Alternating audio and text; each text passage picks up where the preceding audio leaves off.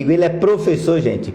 O homem é mestre em psicologia pela Universidade Católica de Brasília, especializado em didática do ensino superior em educação, psicólogo pela Universidade Federal. O homem é baiano, ele é baiano lá da praia, lá ali pertinho ali da praia, sabe o que é botar os pés nas águas.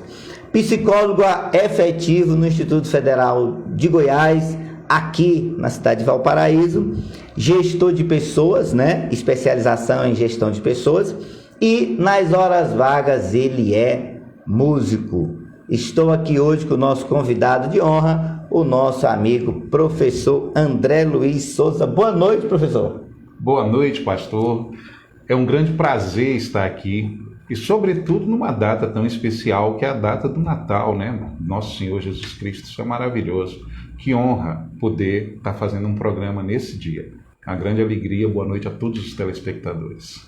Aproveitar também e desejar um Feliz Natal e boas festas aí para você que está nos assistindo nessa noite. Você que já está em casa aí, preparando aí a ceia de Natal, né? E ó, ainda dá tempo, pode convidar que a gente vai aparecer pessoalmente ao vivo, tá bom?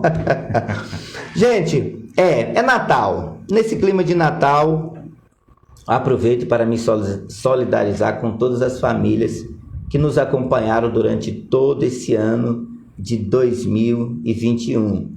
E já começar a desejar um ano de 2022 cheio de sucesso e realizações. Com nossa certeza de que o ano que vem será bem melhor, eu quero desejar de coração meus votos de boas festas a todos vocês. Mas vamos lá. Como é, doutor? Ele é soteropolitano. Soteropolitano é isso mesmo, né, professor? Soteropolitano, perfeitamente. Gente, falar com o professor não é fácil. Não é fácil. Tem que prestar bem atenção nas palavras. Mas vamos lá. Soteropolitano lá de Salvador. Rapaz, como é que você chegou aqui no Goiás? Pois é, eu nem imaginava algum dia sair de Salvador. Saí de Salvador, já tinha 31 anos de idade. Eu já tinha me formado na faculdade, trabalhava lá, tinha toda uma história. Mas daí eu tinha me casado e a minha esposa na época tinha passado num concurso em São Luís, no Maranhão. Fui lá para sua terra. Lá na minha terra, gente, lá na Ilha do Amor, isso. Que é isso? O senhor morou lá? O senhor morou lá, ali aonde? Morei ali no Renascença 2. Renascença, eu morei no Lira Belira, perto ali da igreja São. Um abraço a todos os meus amigos lá de São Luís, a Jamaica brasileira, é isso mesmo, brasileira, né? Aquelas radiolas de reggae, eu vi tudo, muito isso lá. Muito bonita a cidade. E assim, foi um grande prazer também poder morar lá, poder partilhar de tanto conhecimento, de tanto trabalho que a gente fez. E aí, numa outra transferência, eu saí de lá de São Luís, depois de morar 3 anos lá, e vim morar em Brasília. Sim. E aí, comecei a trabalhar aqui em Valparaíso, na Faculdade Senaires, tem 20 anos que eu trabalho lá. E acabei mudando para cá, porque vim ensinar na UEG, acabei passando no concurso do Instituto Federal também em Goiás. Minha vida veio toda pro lado de cá. E eis-me aqui. Valparaíso tem esse dom de acolher pessoas e termina acolhendo pessoas que são extremamente capazes. E o programa Palavra Franca tem justamente essa perspectiva de apresentar não só para a sociedade de Valparaíso, para o Goiás, para o Brasil e para o mundo, essas personalidades que fazem a diferença no dia a dia e que muitas vezes a gente não reconhece. E hoje o nosso reconhecimento ao professor André Luiz Souza. O homem é psicólogo, trabalha com gestão de pessoas, mas é músico também. Já eu vou saber como é que ele entrou nessa área da música. Mas eu quero perguntar primeiro, psicologia, como é que é tratar de pessoas, professor? É engraçado, talvez caiba eu me estender um pouquinho e falar também da origem disso, porque não era plano inicial fazer psicologia. Ah, não foi assim o projeto primário, não? Foi. Como é que não, pesa aí essa história, a gente precisa saber como é que foi essa... A descoberta disso foi muito interessante. Eu estudava Química no ensino médio, ia fazer um curso técnico em Química com perspectivas de fazer Engenharia Química no futuro. Tinha um amigo que, assim, foi uma pessoa que influenciou muito na minha vida, uma pessoa muito inteligente, muito capaz, eloquente. Eu gostava muito, eu admirava muito esse amigo e estava indo no caminho dele. Até que eu descobri, por volta dos 16 anos, um sentimento que eu não entendia, que foi me apaixonar pela primeira vez. Olha aí, essa história é boa, hein, gente? Essa história é boa. Muito curioso. Me apaixonei e eu não entendia como é que uma pessoa tomava os meus pensamentos daquela maneira e eu não conseguia pensar em outra coisa. Eu achava que eu era muito dono de mim, dos meus pensamentos, do que eu quisesse, e eu não era. E aí, descobrindo isso, eu fui querer entender um pouco mais. E na época, meus colegas e amigos também adolescentes, eles tinham estavam passando pelas suas paixões, pelos seus conflitos com o pai, com a mãe, enfim, com todo mundo. O que faz parte da idade, da fase, né? É verdade. E eles vinham à busca de conselho comigo. E assim, normalmente eu sabia de alguma forma orientar, sugerir algumas coisas, e eles gostavam, né? Falavam um bocado e terminavam de falar e diziam assim: a nossa conversa foi ótima, não tinha dado uma palavra, né? Só tinha escutado. Você me ajudou muito. Você me ajudou muito, pois é. E aí eu fui me encantando pelo mundo da filosofia, da psicologia, e fui fazer, e graças a Deus que fiz, né? Sou extremamente realizado na minha profissão. Não é simples, contava o pastor um pouco antes, que eu precisei atender uma pessoa com ideação suicida. Não é simples, não é fácil de lidar com isso, né? Mas é super importante, sobretudo, ouvir essas pessoas. Sim. E eu acredito que a nossa orientação teve algum efeito, porque eu já recebi uma mensagem da pessoa indo buscar um tratamento, né? Então, foi bom. E assim, nem sempre é simples, mas a gente também não é milagreiro, né? A gente escuta, a gente orienta, a gente ajuda as pessoas a tomar suas decisões, a buscar os seus caminhos. A psicologia vai bem assim. O que é menos difícil, digamos, é porque a gente escuta tanta coisa que a gente abre um pouco mais a perspectiva de não julgar as pessoas, de acolhê-las, né? E tentar ajudar, né? Gente, mexer com máquina é fácil, mexer até com animais é fácil, mas mexer com gente não é fácil. Não é fácil. Eu tô vendo aqui ele com essa paciência, só essa paciência dele que já nos contagia, né? E aí saber que ele descobriu um talento, né? Descobriu um talento tão jovem, né? Mas aí você resolveu, você começou a sua formação lá na Bahia. Exatamente. Eu comecei na Bahia, a gente só tinha um curso, né? Eu entrei na universidade em 1884 e nós só tínhamos um curso de psicologia para o estado inteiro, que era na Universidade Federal. E eu vinha de escola pública desde o segundo ano primário. No terceiro ano do ensino médio, a nossa diretora do Colégio Estadual da Bahia, ela conseguiu uns convênios e umas bolsas para cursinho pré-vestibular e me encaixou numa dessas. Eu tinha boas notas na escola e acabei de alguma forma reconhecido. E fomos uns 20, o colégio tinha 1.200 alunos, nós fomos uns 20 ou 25, e eu acho que só quem passou fui eu. Naquela época. Homem privilegiado, né, gente? Pois é, a mão de Deus estava ali atuando, né? Eu sei que passei e fui cursar psicologia. É um curso de 5 anos e meio, era um curso grande, e como nós não tínhamos muitas... Hoje, em dia, tem muita universidade particular, muita faculdade particular, então a história das greves diminuiu bastante. Mas em 5 anos e meio eu só tive um semestre que não teve greve. Todos os outros tiveram paralisação. Era um momento muito difícil, mas consegui estagiar na área desde o segundo semestre de faculdade, aprendi muito, tanto que meu primeiro emprego com psicologia foi como chefe de setor, já de um chefe de seleção de pessoal. E foi uma experiência muito boa, foi uma faculdade muito boa, muito bom mesmo. É interessante falar, professor, e o senhor trabalha numa posição que para quem está do outro lado, inclusive, né, aproveitar a oportunidade para dizer que Se você já passou por uma dessas, quem nunca, né? Ou vai passar, esse aqui é o homem que trabalha na ponta de cada seleção. Ele trabalha na ponta. Uma pergunta, professor. Quando você está avaliando uma pessoa, uma dica, viu, gente? Uma dica, não vou nem cobrar essa dica aí de vocês, tá bom?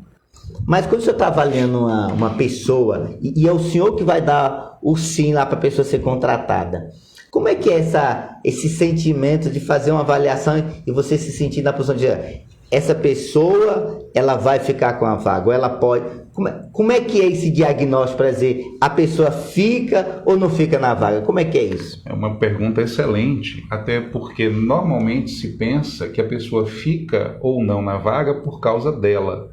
E não é por causa dela, é por causa do perfil do cargo. Ah, olha aí, olha a dica, gente, olha a dica. E isso, inclusive, eu acho super importante, muito pertinente a gente tocar nesse assunto, porque muita gente, quando é reprovado no psicotécnico, diz assim, ai meu Deus, será que eu sou doido? Será que eu não sou inteligente, sou incapaz? Sim. E, na verdade, o que a gente tem como roteiro, o que a gente tem como digamos assim, o molde, é a vaga.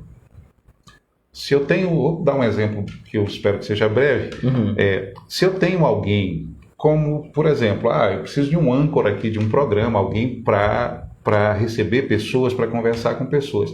Naturalmente, eu preciso de alguém no perfil que o pastor Jaimilson tem, um perfil comunicativo, um perfil... Olha aí, tá vendo, gente? Olha aí.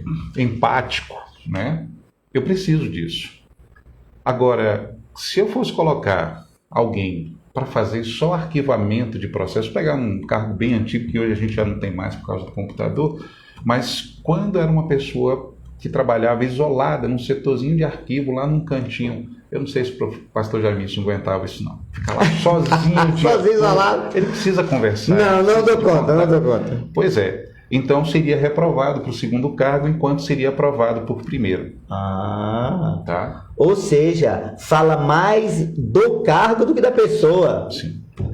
Olha aí, exatamente. Interessante. Tem um perfil de cargo e eu comparo algumas vezes assim, olha, eu tenho uma panela e eu preciso de uma tampa. Essa tampa ela precisa ser adequada. E uma coisa também que vai a mais. Ela não pode ser muito pequena, mas ela também não pode ser muito grande. Correto.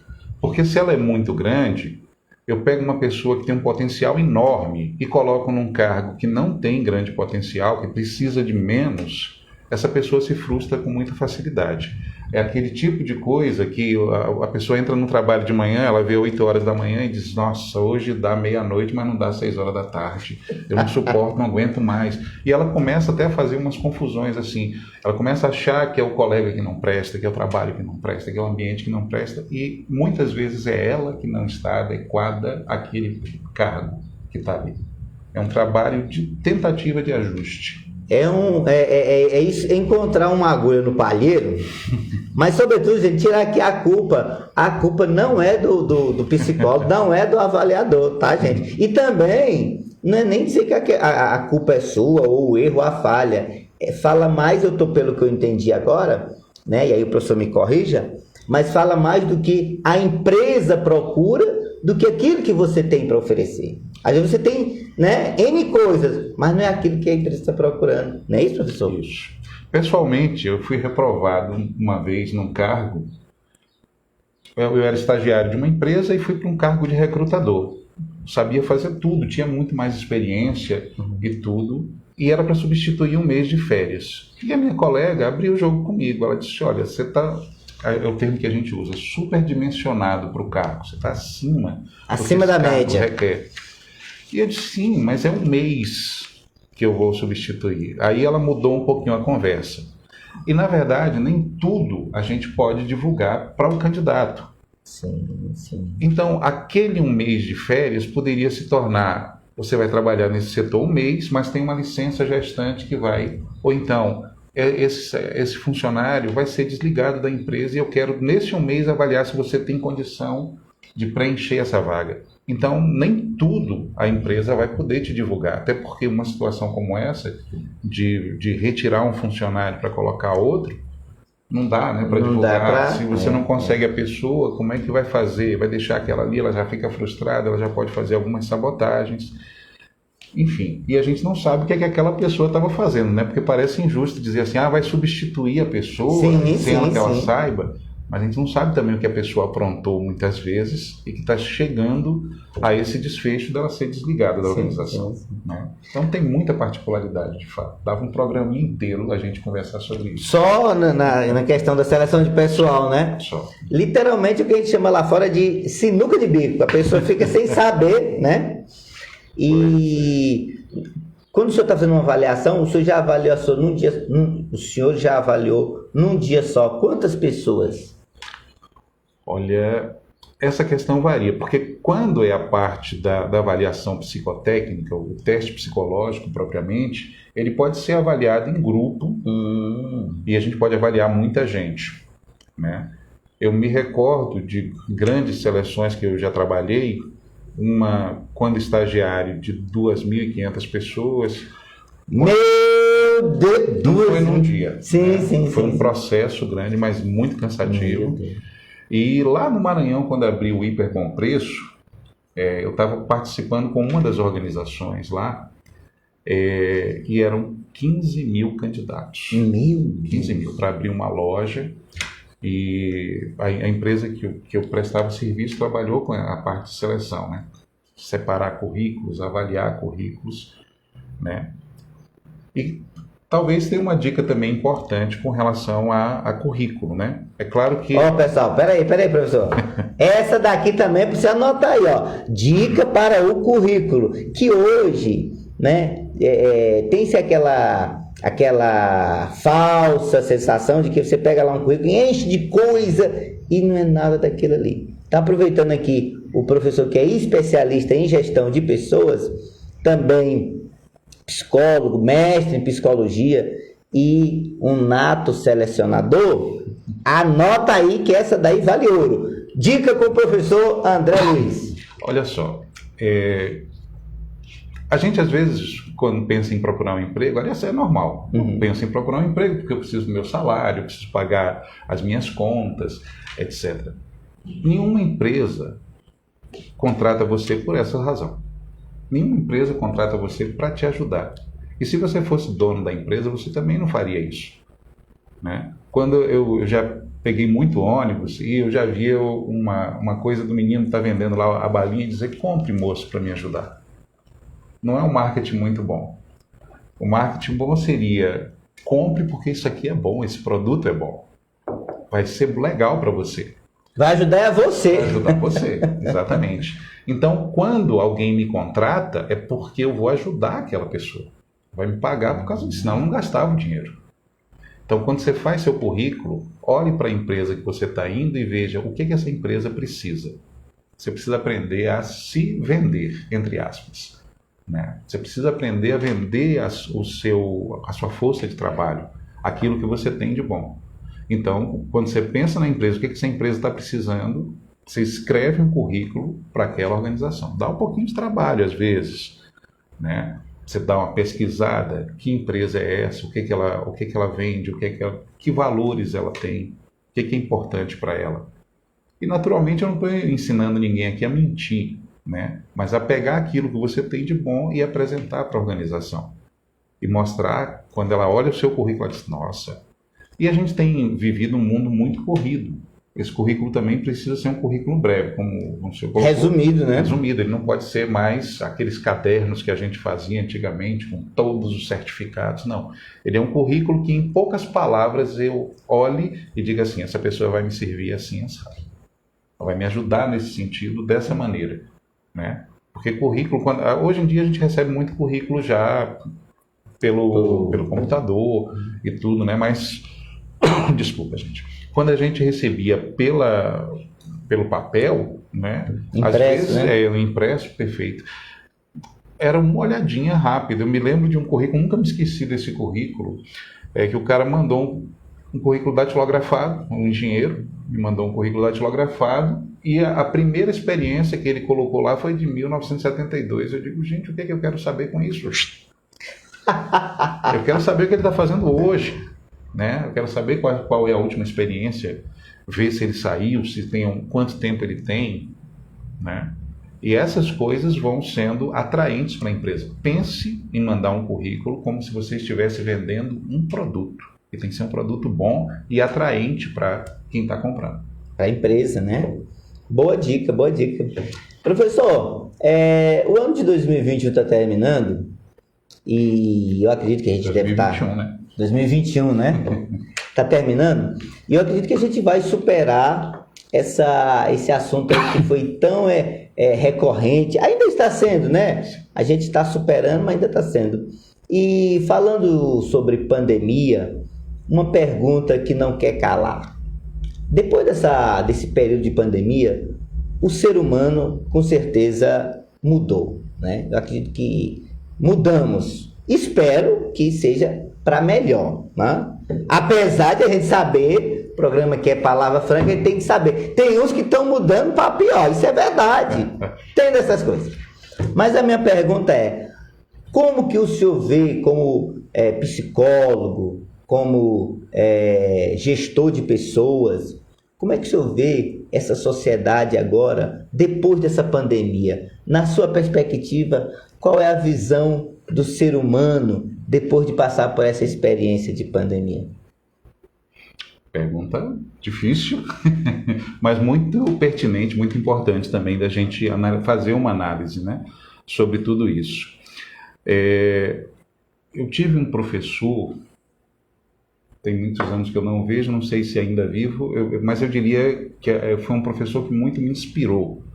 Era uma pessoa muito culta, o professor Rodrigues, lá na Bahia, cultíssimo, falava 5 ou 6 línguas e com um domínio com muita propriedade, e afora tinha vivido em vários países, e aquilo me encantava de ver. A gente assistia 5, 6 horas de aula daquele homem um sábado de manhã, e ninguém dormia, era todo mundo colado, assistindo, escutando, que ele era maravilhoso.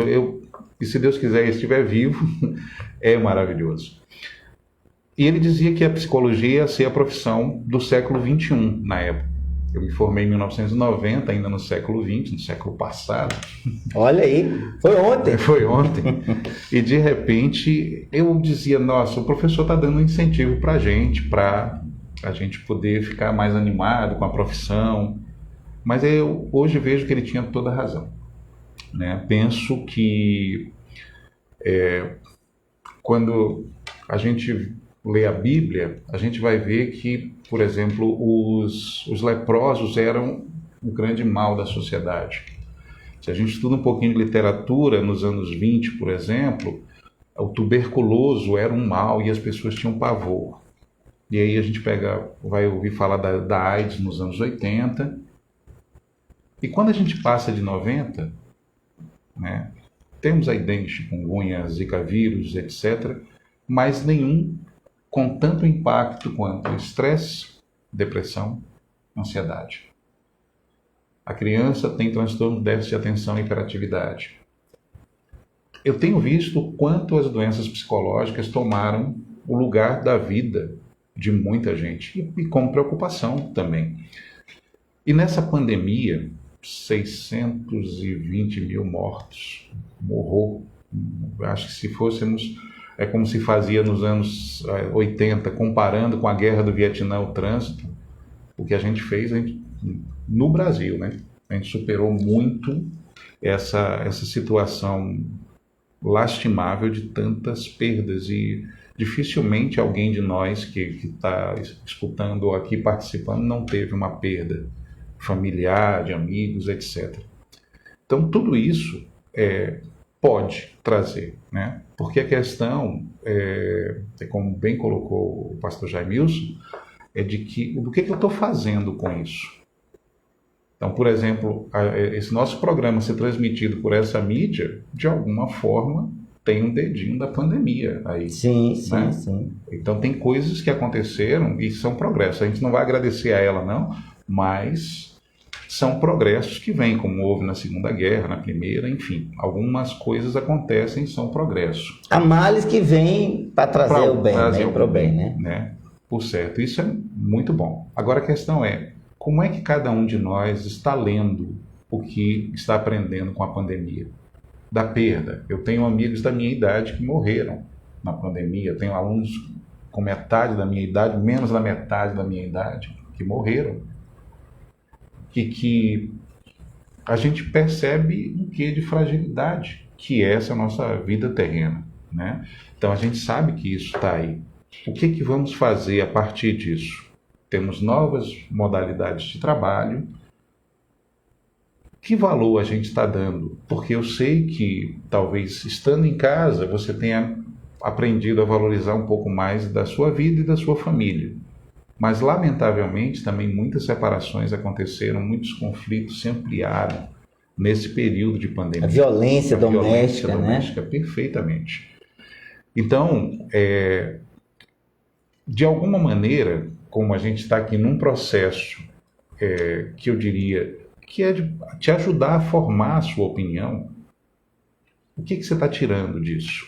E o que você pode fazer como pessoa, como ser humano, para os outros e para você também, né? Temos visto perspectiva de maior solidariedade em vários lugares, as pessoas, desde aquele início lá do ano passado, gente que estava indo para o supermercado para que uma pessoa idosa não fosse, achei aquilo lindo demais. Muito, né? Bom, bacana, né? Legal. Né? Poder entregar as coisas na casa, para facilitar, para proteger muita gente. Então a gente vê muita coisa bonita que surge nas situações catastróficas. A gente vê isso acontecendo. Esperamos que a humanidade aprenda e se torne melhor, né? E que a cura venha. O avanço enquanto uma vacina levava 7 anos, em torno de 7 anos, para poder ser aprovada e liberada por uma FDA ou Anvisa, ou órgãos que cuidam disso, a gente tem em menos de 1 ano uma vacina que começou a ser aprovada,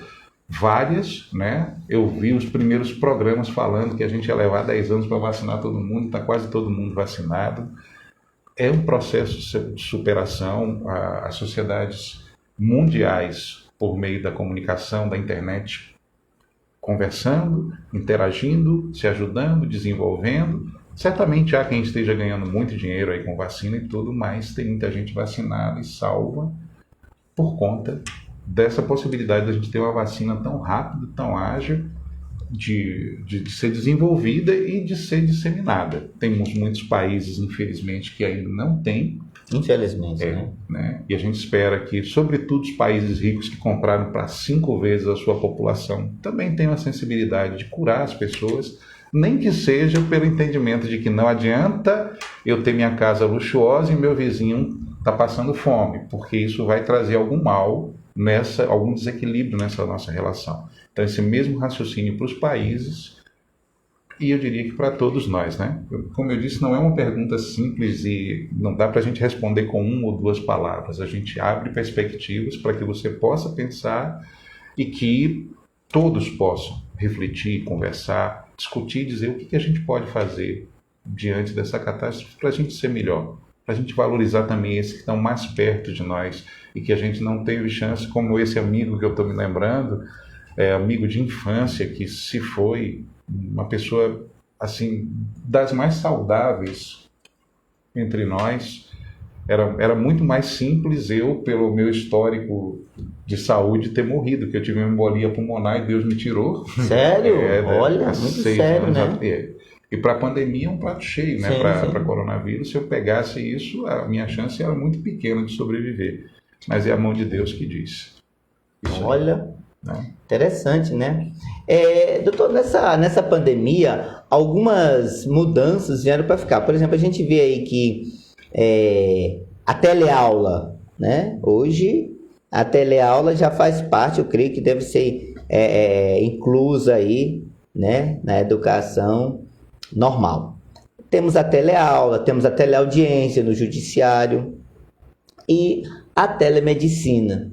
E aí a minha pergunta, o seu escritório, o seu consultório, aliás, é aqui no Valparaíso mesmo?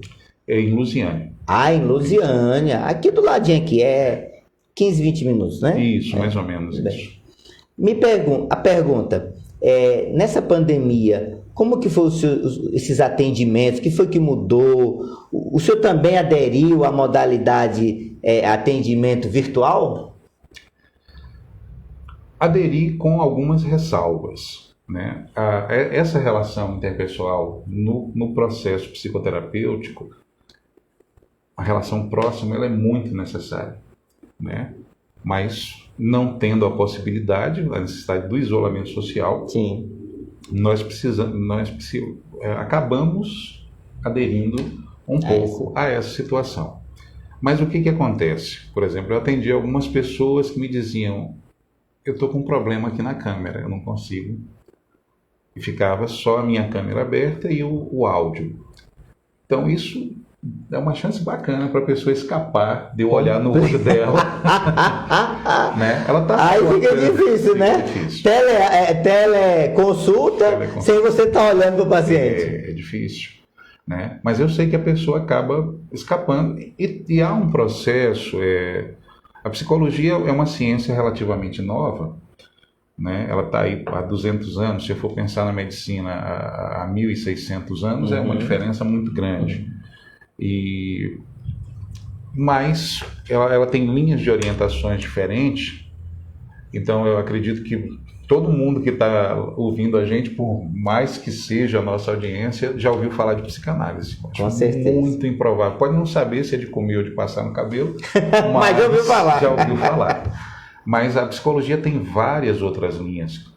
Talvez você nunca tenha escutado falar da Gestalt terapia ou da psicologia gestaltista, uma psicologia alemã. Nunca talvez tenha escutado falar do behaviorismo, que é uma psicologia americana. Né? E todas elas têm uma ampla penetração social, entre várias outras. Não vou ficar aqui enumerando todas. Mas vou pegar uma fala da psicanálise que para mim é uma leitura, quando alguém não abre a câmera, ela está tentando se esconder. Né? Pode ser que a câmera esteja com defeito, a gente não tem como generalizar. Sim. Mas isso dá uma limitação. E de repente, contar um caso interessante, quando eu passei no concurso do Instituto Federal, eu passei para Lusiânia, eu trabalhava lá, depois eu vim transferido porque eu moro aqui em Valparaíso. Mas um aluno comentou: vai ter uma aula de circo e tem fulana que morre de medo de palhaço.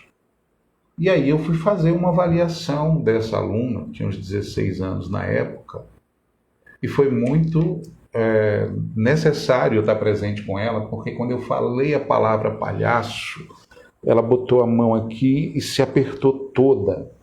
Na hora? Na hora. Olha só. Então você tem condição de fazer uma leitura corporal da pessoa e notar, ela tem pânico de palhaço. De palhaço. Pânico. Não era um medinho, era pânico. E aí a gente orientou a professora de educação física a repensar em como ia inserir esse contexto, ou se ela ia retirar. Sim. Ou se retiraria o aluno, que era mais complicado. Né? Difícil, uma situação difícil, né? Muito difícil. Mas assim, numa câmera fechada, se eu estivesse falando com ela ou falando por telefone, não ia ter como fazer essa avaliação. Né? E é interessante o que a gente vê de como a pessoa se porta, como ela gesticula lá na entrevista de emprego, a gente olha isso. Mas também importa na situação terapêutica, que importa muito. Então dá para fazer, na ausência de outra possibilidade, a gente usa essa teleterapia, né, ou teleconsulta, mas eu não diria que é o ideal, não. Não substitui o tete a tete, né? O face to face, o cara a cara, né? Ajuda, mas não substitui, né? Verdade. Doutor, né? A gente precisa... O homem é professor, mas também é especialista. Então, doutor se aplica muito bem.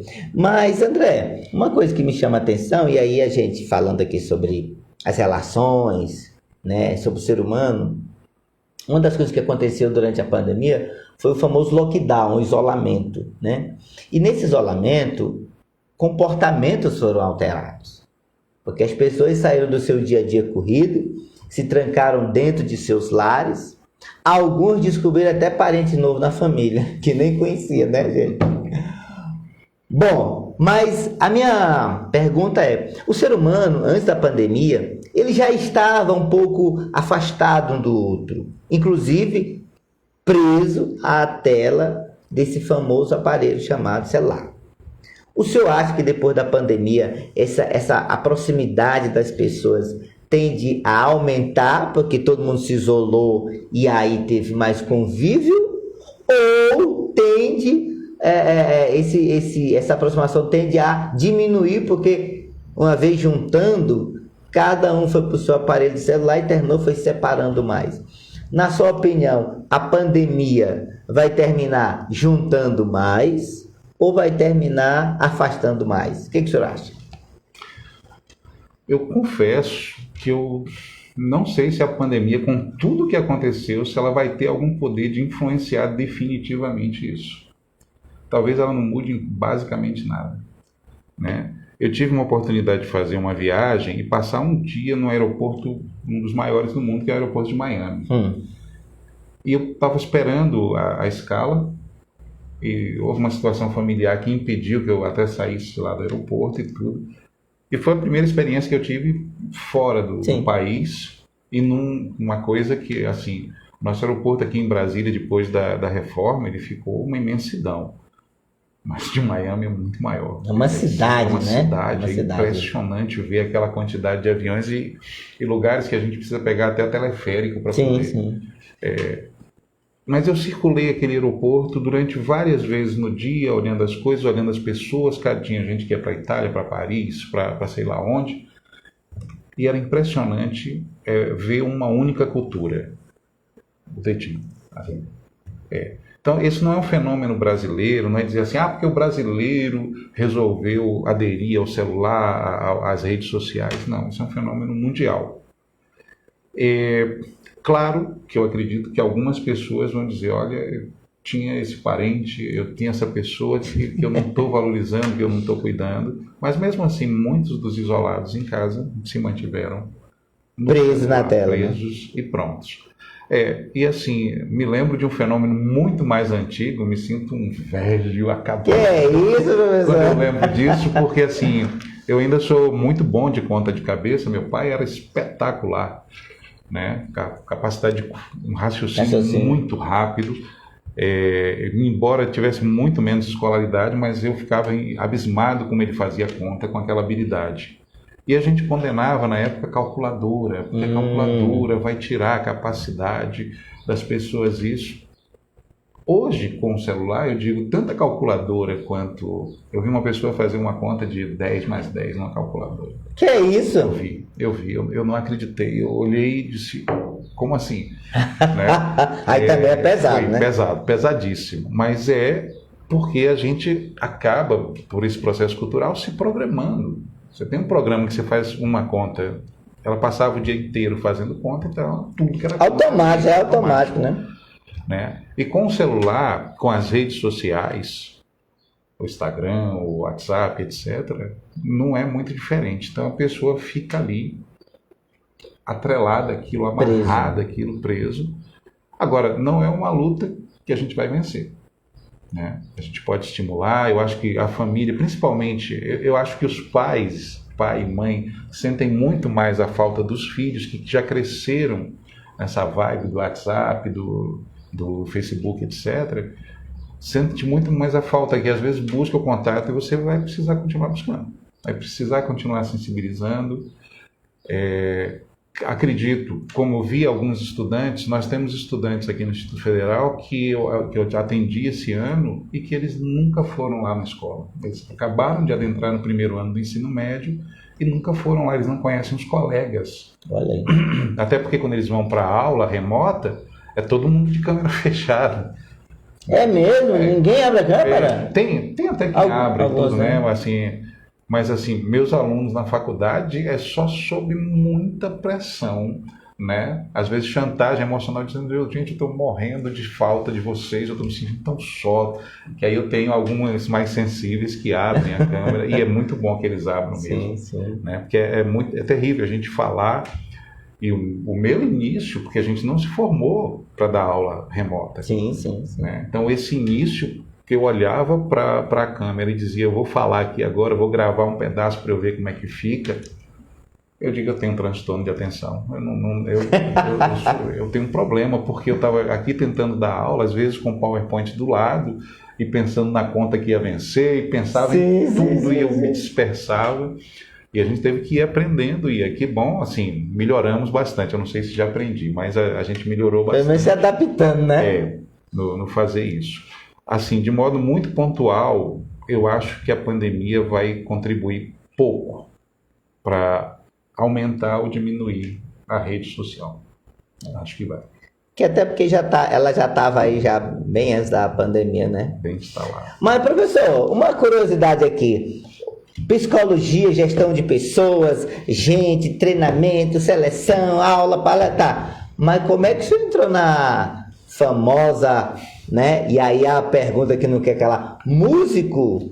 Meu Deus do céu. O homem, além de tratar de gente, né? Entender do ser humano, ele também entende e canta maravilhosamente bem. Quer fazer sua festinha aí, quer fazer sua reunião.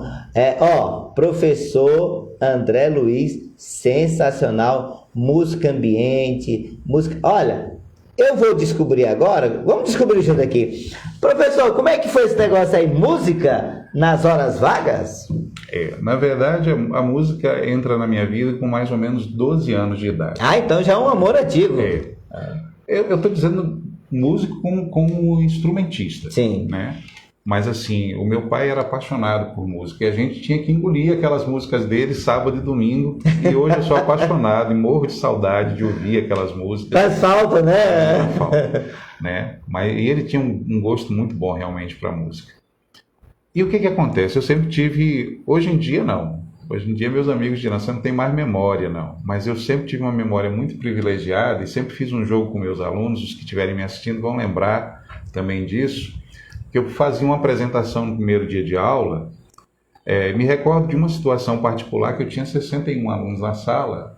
E assim, após a apresentação, eu repeti o nome de todos eles e contei parte da história do que eles tinham me contado. Assim, de onde eles eram, o que eles achavam da matéria, por que estavam fazendo o curso. Então eu conseguia isso com muita facilidade. Eu conseguia ter um repertório para cantar 6 noites por semana, 5 horas cada noite. Olha só! Sem repetir uma música a semana inteira, sem ler nada de música. Dizer assim, vai ler uma letra, vai ler uma cifra de música. Não lia nada. E assim, mas antes disso, eu já cantarolava, morto de tímido, mas eu sabia as letras. Então, quando eu chegava numa roda, o pessoal não sabia as letras, mas eu sabia.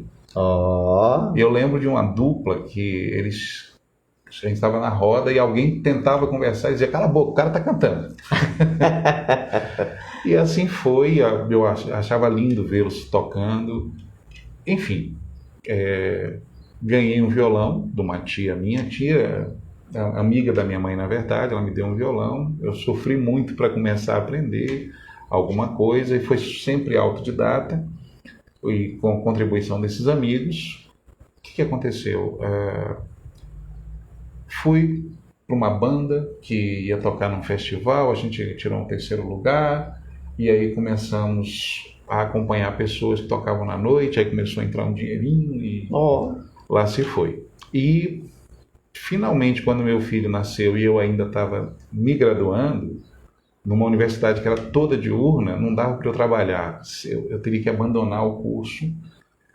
E aí eu pensei, vou trabalhar de noite tocando. E não tinha o instrumento específico para poder fazer isso. E numa história que de uma próxima vez eu conto com mais riquezas, né?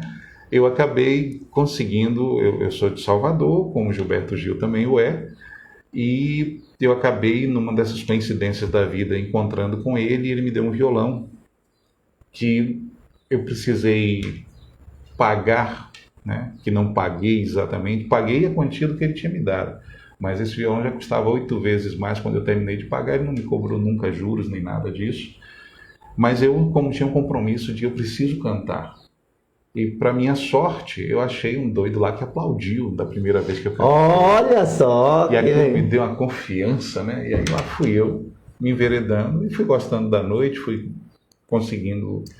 Assim, na Bahia dos anos 90, nós tínhamos muita música ao vivo. Então eu tocava vários dias na semana. Me lembro que eu comprei um carro, era um carro usado, mas comprei equipamento de melhor produção e tudo, e a música foi caminhando, participei de várias bandas, tocando na igreja também, enfim, todo canto lá se foi a música, está aí no meu sangue, né?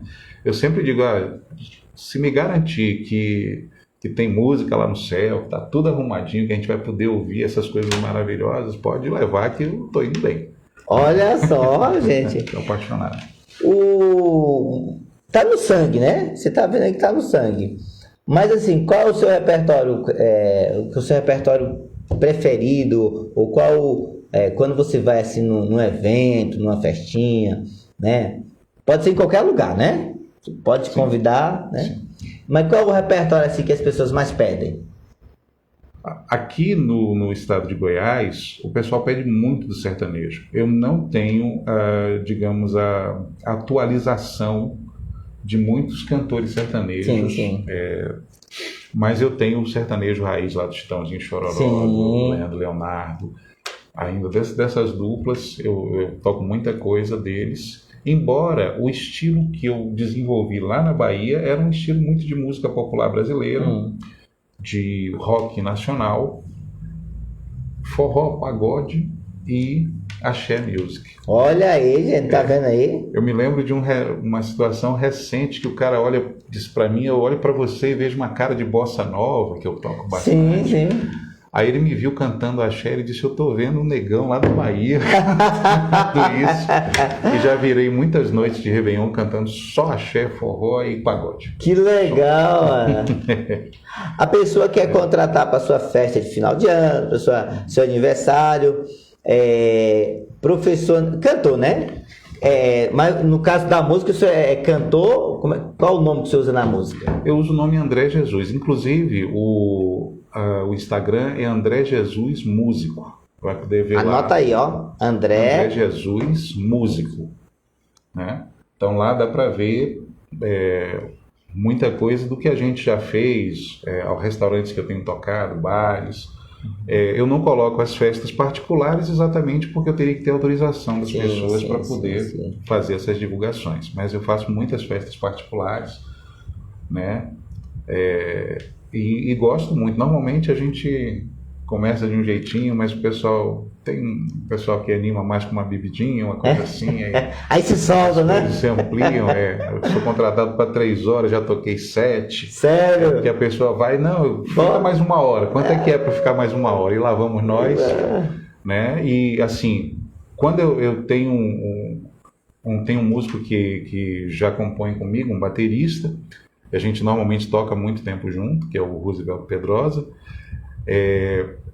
Mas quando eu não posso ir com ele, por alguma outra razão, porque ele está tocando com alguém, ou porque o próprio contrato só deu para um, né? Eu tenho uma percussão eletrônica, uma bateria eletrônica também, pedaleiras que simulam segunda voz, então acaba parecendo que é uma banda. Rapaz, o homem é um showman, uai. Sozinho você segura a onda. É mesmo? Tocando com o Roosevelt, o cara chega e diz, rapaz, eu pensei que tinha uns 5 aí. Sim. Porque ele faz, além de ser baterista, faz o back vocal também, então a gente consegue entrelaçar muita coisa. Eu faço algumas escalas de contrabaixo em cima do violão e aí a gente parece uns 5 mesmo de vez em quando. Aí, gente, quer animar sua festinha, quer animar seu aniversário, sua confraternização, procura lá no Instagram. André Jesus Músico. André Jesus Músico. Vai lá, curte, compartilha, segue André Jesus Músico. Olha, eu estou encantado com a história desse homem. Além de ser um profissional de alta qualidade, ainda consegue também cantar. Isso que para mim eu acho um dom. Acho que quem canta já é um dom. Quem consegue cantar e tocar, eu já sou fã demais, né? A gente se vira. E ainda mais que começou com o violão do né, do Gilberto Gil, essa figura que a gente admira e é um cantor sensacional também, né? E que eu sou sempre grato, eu não queria Sim. e aproveitar, né? Sempre que eu consigo algum canal para poder falar sobre isso, assim, isso mudou minha vida de todos os modos, né? Mudou minha vida no sustento do meu filho, mudou minha vida na minha autoestima, né? Nessa perspectiva de ter uma outra profissão. Eu tenho uma gratidão profunda, né? E acho muito interessante que no período que ele foi formalizar essa doação, a gente deve ter se encontrado mais 5 ou 6 vezes. Deus sempre guiou para a gente, né, poder ter esse acesso. Todas as vezes que eu procurei, eu achei. A partir do momento que eu consegui o violão, eu nunca mais consegui falar com ele. Era só para pegar o violão mesmo. Só para pegar o violão, mas a gratidão é de uma vida inteira. Gente, nós estamos falando aqui hoje com o professor André Luiz. Ele é professor, ele é músico, né? E essa pessoa sensacional que está enriquecendo hoje aqui o programa Palavra Franca. Mas a gente sempre tem o quadro Ping Pong e no oferecimento todo especial da Lune. Você quer criar sua identidade pessoal? É com a Lune. Procura lá nosso amigo Leandro Rossati. Lune, identidade visual, marketing digital. Vai lá, você quer dar uma repaginada aí na sua imagem digital? Procura a Lune, nosso amigo Leandro Rossati. E num patrocínio todo especial da Lune, impressão digital, ou melhor, identidade digital, nós vamos agora para o quadro Ping Pong, é onde a gente descobre um pouquinho mais da pessoa do convidado.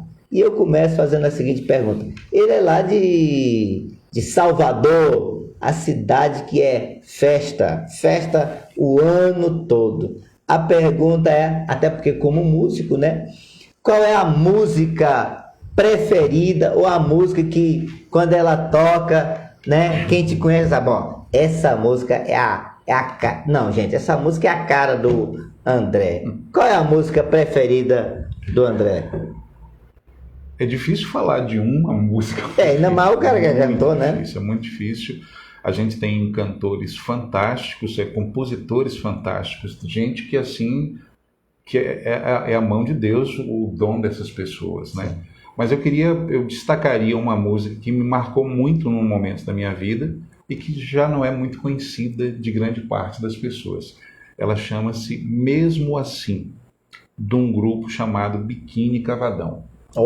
Rapaz, foi lá do fundo do baú, né? Do fundo do baú. Mas é porque é uma música que fala sobre os sonhos. Leia a letra dessa música, ela chama Mesmo Assim. A letra da música fala, por exemplo, um verso dela: nem sempre se pode sonhar com aquilo que não se pode ter. Mas que regra mais idiota, se quando a gente sonha é exatamente com o que não temos e justamente com o que mais queremos. Isso aqui é a introdução. Poxa, é uma filosofia de vida, né? Olha aí. Muito forte. Mesmo assim. Mesmo assim. Biquíni Cavadão. Sensacional. Essa é a música que tema que marca a história do nosso professor. E quem é que não lembra, né, gente? Biquíni Cavadão, né? Mas vamos lá. Senão vamos começar a falar de datas aqui, né? Bom, essa é a música. Professor, e qual é o prato que quando o senhor é convidado no jantar, no almoço, esse prato não pode faltar? É o prato preferido do senhor? Outra dificuldade, porque comida é coisa que a gente gosta. Ainda mais, né? Né? Mas eu estava aqui pensando, agora que você falou, tem um prato muito gostoso lá na Bahia, que é o caruru. Caruru com vatapá, com arroz, com aquela farinha amarelinha de azeite de dendê, com o chinchim de galinha, que é a galinha feita no azeite de dendê, feijão fradinho, né? Se possível, acarajé, abará. Eu me lembro de uma vez que eu entrei num restaurante lá em Salvador, já morando aqui, fui fazer uma visita, cheguei lá e encontrei esse prato. Nossa, comi de passar mal, pequei. Quem não pega, né, gente? Só de falar aqui, já tô chegando aqui, né? Mas muito bem. Parabéns, que Só em falar já deu até fome aqui, né, gente? Professor, e o livro, um livro que o senhor leu, e esse livro você diz assim, não, esse livro eu posso indicar. Mais uma vez, coisas fantásticas são escritas, mas eu vou pegar um livro na minha vida que foi um prisma, né? O prisma desvia a luz bateu nele, ele muda a sua direção. Mudou a rota. Mudou a rota. Chama-se A Mágica de Pensar Grande, do David Schwartz. A Mágica de Pensar Grande. Né? É outra perspectiva que dá na vida da gente. Eu tenho assistido The Voice, e às vezes eu vejo cantores lá extraordinários e os próprios mestres lá, pessoas que estão julgando e tudo, olham e dizem, você não sabe que você tem esse potencial todo não, né? E realmente está estampado no rosto daquelas pessoas que elas não sabem disso. A Mágica de Pensar Grande me deu um caminho diferente para a vida. E assim, não é ser ganancioso, mas é você ver que os talentos que Deus te deu são para você usar e para você desfrutar melhor da vida. E eu acho que aquele livro me ajudou nesse sentido. A Mágica de Pensar Grande, David Schwartz.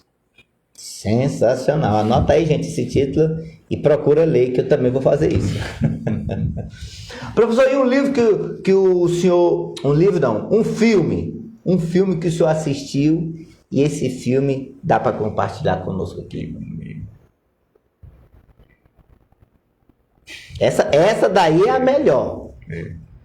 É porque às vezes me parece que nunca é justo falar de um só. De um só tem baixo, bastante, né? As marcas eles marcam cada um de uma maneira muito especial. Mas eu vou aproveitar esse que me veio à cabeça e que eu me lembro que na época do Videocassete eu fui locar esse filme. Videocassete. Ó, gente, anota aí, pessoal. Alguém sabe o que é aí? Ó, anota aí. Quem souber aí vai ganhar um brinde do programa Palavra Franca. Mas eu fui locar o filme e ele era tão disputado que eu tive que deixar um cheque na época, um calção de R$600. Olha só, gente.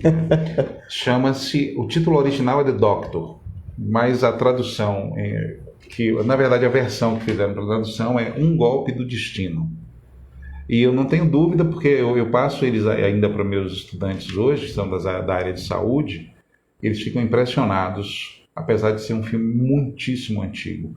Né? Um Golpe do Destino. É a história de um médico que meio tratava as pessoas como se fossem, quem sabe, um mecanismo. Né? Uhum. Ele enxergava as pessoas assim, vou fazer uma cirurgia, entra, conserta e sai, não tem apego, não tem... E esse homem fica doente, ele tem um câncer, e ele vai pular para o outro lado, ele vai ser paciente. Nossa! E o desfecho, o desenrolar de toda essa história e as mudanças que aquilo traz na vida dele, fantástico. Né? Um golpe do destino. Um golpe do destino. Não é muito fácil achar, não. Mas se você achar, eu não tenho dúvida que você vai ver que vale a pena. Com toda a antiguidade do filme, talvez você não ache nem ele dublado. Né? Muita gente prefere dublado que legendado. Uma parte, né? Mas vale a pena. Recomendo. Ó, gente, se foi numa videolocadora, se teve que dar um cheque calção nesse valor para assistir, é porque vale a pena. Eu também recomendo. Um Golpe do Destino. Professor, e uma frase, que essa frase o senhor sempre usa nos seus discursos, nas suas aulas, nas suas... Essa é a frase do professor André. Essa frase fica relativamente fácil, ela está no livro A Mágica de Pensar Grande. E quando eu li aquela frase, foi ela que me empurrou para ler o livro. Legal. Né? A vida é muito curta para ser pequena. A vida é muito curta para ser pequena. Faça de sua vida, não enterre talento. Sua vida é para ser grandiosa para você e para os outros. A vida é muito curta para ser pequena. Sensacional. Pessoal, esse é o programa Palavra Franca, que hoje, né, nessa edição especial de Natal, recebe aqui o nosso convidado, professor André Luiz. Psicólogo, mestre em gestão de pessoas e essa pessoa sensacional, músico, né? Essa pessoa sensacional que eu quero fazer questão de deixar o convite, professor, para o senhor voltar aqui e a gente fazer um ao vivo com o senhor, com música. Pronto, estou lançando o desafio. 2022, o professor vai voltar e a gente vai só ouvir ele cantar aqui, ao vivo, diretamente dos estúdios do programa Palavra Franca. Quero, manifestar meu agradecimento e, nesse momento, deixar os microfones do programa para suas considerações finais, nesse momento tão importante, nessa noite, que é uma noite tão especial, que é a noite de Natal, para os nossos telespectadores. Eu não sei se eu falo muito ou se eu falo pouco, porque, assim, é uma noite gloriosa, né? É uma noite que o aniversariante tem todas as honras, e a gente fica muito feliz de poder contribuir. Eu estou me sentindo em paz, eu estou me sentindo muito agraciado por estar nesse momento aqui, podendo partilhar um pouco da minha vida com vocês, com o pastor Jaimilson. É um prazer muito grande. Eu só tenho a desejar a vocês um Feliz Natal, que a nossa vida esteja não voltada para questão de presentes, de Papai Noel, essa coisa toda comercial que vira, não, nada que proíba se ter, né? Mas que a gente saiba que o centro do Natal é nosso Senhor Jesus Cristo. E que o ano que vem, né, seja, sem dúvida, um ano melhor que esse nosso, e que a gente também faça por onde ser melhor, né? O futuro é a gente que constrói, é a gente que vai fazendo a cada passo. Não perca a ideia de você ajudar no seu destino, contribuir, não esperar que as coisas caiam do céu, para você e para os outros, né? Pense nos outros, ajude as outras pessoas, quem precisa mais, e seja grata por tudo aquilo que Deus nos concede todos os dias. Um grande beijo para todos. Obrigado, pastor. Obrigado, professor André. Obrigado você que está aí nos assistindo, nos acompanhando. Aproveita, gente, vai lá no nosso canal no YouTube, se inscreve, deixa seu like, assista a entrevista completa com o professor André Luiz e siga-nos nas redes sociais, Facebook, Instagram, YouTube. Termino lembrando de uma frase dita por João: ele é a verdade, a vida, o caminho. Esse que nasceu nessa data hoje comemorada pela humanidade e que muitas vezes ele é esquecido no dia a dia, ele é esquecido no resto do ano, às vezes só é lembrado nesse dia, e que realmente o aniversariante seja honrado, lembrado e, sobretudo, vivido no seu dia a dia. Que Jesus seja o centro de nossos corações, de nossas famílias. Eu encerro desejando um Feliz Natal e boas festas a todos vocês. Lembrando, pessoal, semana que vem tem mais programa Palavra Franca. Se eu estiver aqui, é porque Deus estará comigo. Se eu não estiver, é porque